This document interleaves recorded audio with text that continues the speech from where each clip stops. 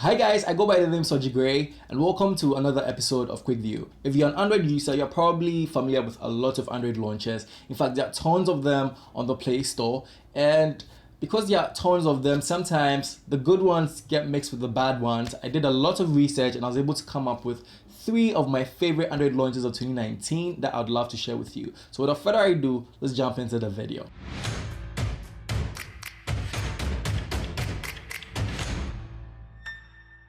The Microsoft Launcher is one of my favorite launchers of 2019 for a number of reasons. Number one is it's just 24.20 megabytes, that's under 30 megabytes of data just to download that app. And this launcher comes baked in with a lot of functionality and a lot of features that I'd love to share with you. The first thing I do love about the launcher is that when you go to the home screen and you swipe to the left, you are met with 3 sub panels. We have the glance panel, the news panel, and the timeline panel. Now, the glance panel is like a widget center, so you have all your widgets over there. You can in fact put all your widgets over there. I like that my home screen would remain very clean, and for that reason I move all my widgets to the glance section. Over at the glance section, you have access to your notes, you have access to your tasks, you have access to Cortana, which can help you read your messages. One thing I do like about the Microsoft Launcher is that it's able to sync all your stuff to your Windows laptop. So if you have a Windows laptop and you have the Microsoft Launcher, once you have a live account, you can sync both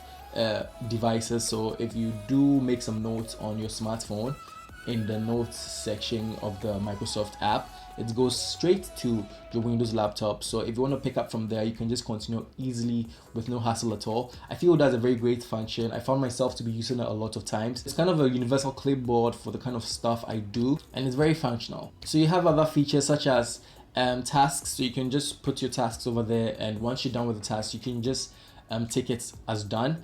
And you have access to Wanderlust, you have access to your contacts, your gallery, and some of your documents that you've downloaded. If it's on OneDrive, it appears over there. So you know, it's kind of fused with the Microsoft ecosystem. So if you're someone who's using an Android smartphone and a Windows laptop, this launcher is great for you. It has a number of themes as well. I go with a dark theme, but then if you do prefer a very white theme, they have it available. And if you do prefer the transparent theme, they also have it available. Another thing I do love about this launcher is when you go onto the home screen, you have the bottom dock row. If you swipe up from the dock, you'd see another line of apps, and beneath that line you have access to toggling your Wi-Fi, your Bluetooth, your flashlight, your screen orientation, and it works so well.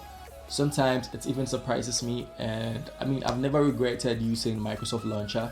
Aside that, I like the spacing of the apps, and the user interface generally is very pleasant. I don't remember having any issue whereby the launcher is going to force close on me or anything. So for 24.20 megabytes, the Microsoft Launcher is my number 1 favorite launcher of 2019.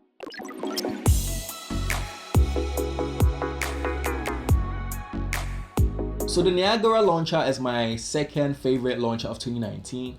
This launcher is very minimalist, and I like the fact that if you do want to use it in one hand, I think it was made for one hand usage. If you're someone who doesn't like using 2 hands, or probably you're doing something with the other hand, they just want to be navigating through the user interface with one hand, you can do so easily. With this launcher, you don't have access to widgets though, but you have all your favorite apps on the home screen. You have your clock, and then you have the date, and I think that's it. If you want to go to the other apps, you have your letters on the other side of the screen, so you can just swipe your hands up and down, and then you can have access to all your apps. This app is so simple. If you're someone who wants to cut out a lot of distractions from, you know, maybe you're at work, you don't want any distraction, you just want to go to the apps you need to go to, like, this launcher is definitely for you. Also, the apps are very pretty interactive. So if you do get a notification on, say, Instagram, you can click it and then you can interact with the notification. So if someone texts you on WhatsApp, or you receive an email, or someone even sends you a DM on Instagram, you can just click it,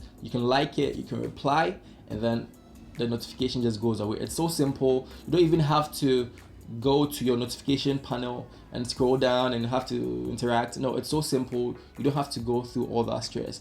And I love the way it looks. You can just slap a very nice wallpaper, and it's so appealing because most parts of the wallpaper shows. And that's how with the Niagara Launcher, it's just 12.39 megabytes, under 30 megabytes, so not so much to go over there, but it's so great. It gives a lot of simple functionality. You know, simplicity is the ultimate sophistication. So yeah, Niagara Launcher is one of my favorite launchers of 2019.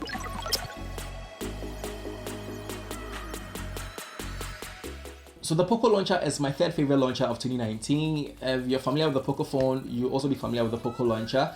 I do love a lot of things about this launcher. If you go to the app drawer of the Poco Launcher, you have access to all your apps, but then it has an amazing feature called the auto-categorized apps, whereby it's already categorized some of the apps. So for apps for social, communication, for design, photography, I mean, it has a number of categories. So the more you download your apps, the more it categorizes them for you. So if you have like a number of apps and you don't have the time or the luxury to go through all of them, all you can do is just go to communication. Say you're looking for WhatsApp, you don't have to scroll down there.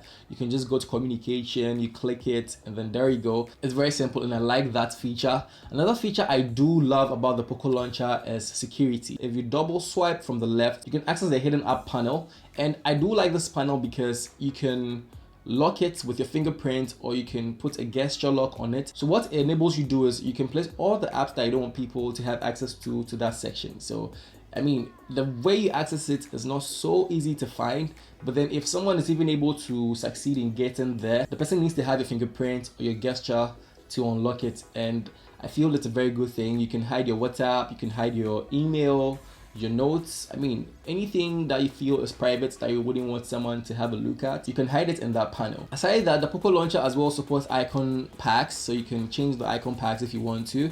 And with the app drawer, you can go for a dark theme or white theme, and it's very simple. It's fluid, like the user interface is very interactive.